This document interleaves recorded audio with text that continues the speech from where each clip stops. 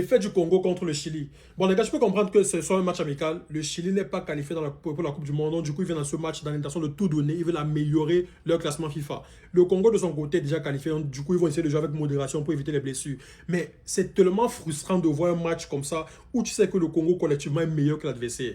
Mais les gars n'arrivent pas à se procurer des occasions franches. Il n'y a pas assez de verticalité. Ça pêche beaucoup dans le dernier geste. La dernière passe. Combien de fois le Congo est en train de construire une bonne action, mais lors de la dernière passe, soit à cause du positionnement, soit à cause de la mauvaise prise de décision, les gars, ce n'est pas normal. Aujourd'hui, le Congo aurait mérité au moins 2 pénaltys parce qu'il y a eu 2 mains dans la surface de réparation, mais malheureusement, c'était un match où il n'y avait pas de VAR. Donc le match se jouait sans VAR. Le Congo encaisse 2 buts hors de la surface, les gars, ce n'est pas normal. Un but se couvre à une frappe de loin. Les gars, c'est pas normal d'encaisser les buts comme ça, parce qu'en Coupe du Monde, ça ne pardonne pas. Et encore une fois de plus, c'est frustrant quand tu sais que le Congo, techniquement, collectivement, est meilleur que le Chili. Ils sont largement meilleurs. C'est après avoir caissé le deuxième but que ça a touché leur ego. Ils ont élevé le niveau. Les 10 dernières minutes, le Congo a pris le contrôle du match. Ils ont directement marqué un but. Ils auraient pu égaliser à maintes reprises. La manière dont le Congo a joué les 10 dernières minutes, c'est comme ça qu'il devait jouer tout le match. Après, avait aussi beaucoup de remplacements. Mais sinon, les gars, il faut corriger ça avant la Coupe du Monde, avant le match face au Portugal. Sinon, défensivement, je pense qu'ils ont une défense bien compacte. Ils sont généreux dans l'effort, mais c'est offensivement, au niveau de l'animation offensive. C'est pas assez fluide. Les gars ne trouvent pas facilement la ligne de passe. Défaite de la RDC 2 buts à 1 face au Chili. Malheureusement, on termine cette préparation par une défaite. Voilà, dommage. Toujours les mêmes histoires, toujours les mêmes choses, toujours le même refrain. L'attaque, le but, c'est ce qui nous manque en fait. Tellement qu'on n'a pas d'attaquant pour marquer qu'un défenseur qui a marqué aujourd'hui. Franchement, je ne comprends pas en vrai de vrai. On est bon, voilà, on a dominé le match, on peut dominer le match, mais au final, on ne marque pas. Parce qu'il n'y a pas d'attaquant pour marquer, il n'y a pas des bons attaquants pour marquer. Franchement, les gars, je ne sais même pas quoi dire. Tout ce que moi je peux retenir de ces matchs, c'est que notre meilleur joueur, le joueur le plus boosté en sélection, joue en deuxième division espagnole. C'est tout ce que moi je peux retenir. C'est Brahim Sipenga. Franchement, il est trop boosté. Voilà, c'est vraiment le seul qui, entre à chaque match des Léopards où il joue, il fait la différence. Franchement, Brahim Sipenga, trop fort. Merci à lui. Il a fait une passe D aujourd'hui. Il a même failli provoquer un penalty. L'arbitre, il a fermé les yeux. Voilà, c'est pas grave. Mais c'est vraiment une dinguerie qu'on puisse pas avoir des gens pour marquer, en fait. On peut dominer les matchs.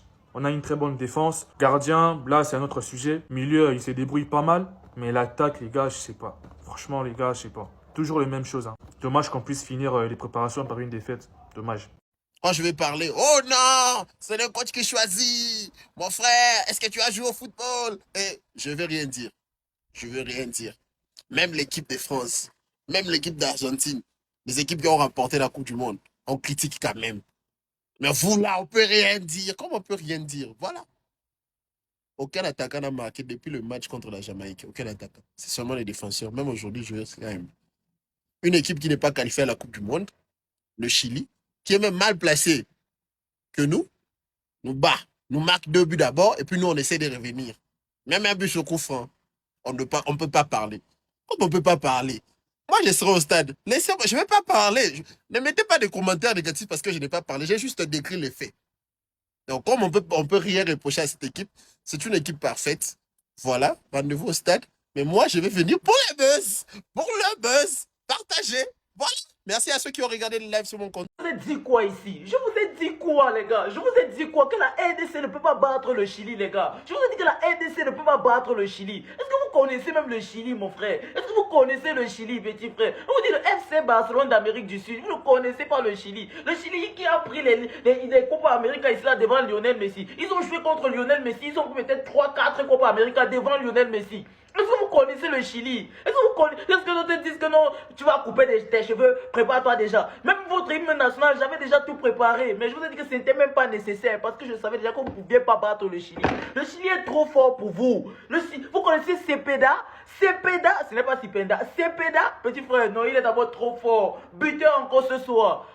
Après une grande prestation face au Portugal. Il fait encore une grande prestation ce soir face à la RDC. Je vous ai dit que vous ne pouvez pas battre le... Hey, vous allez battre le Chili.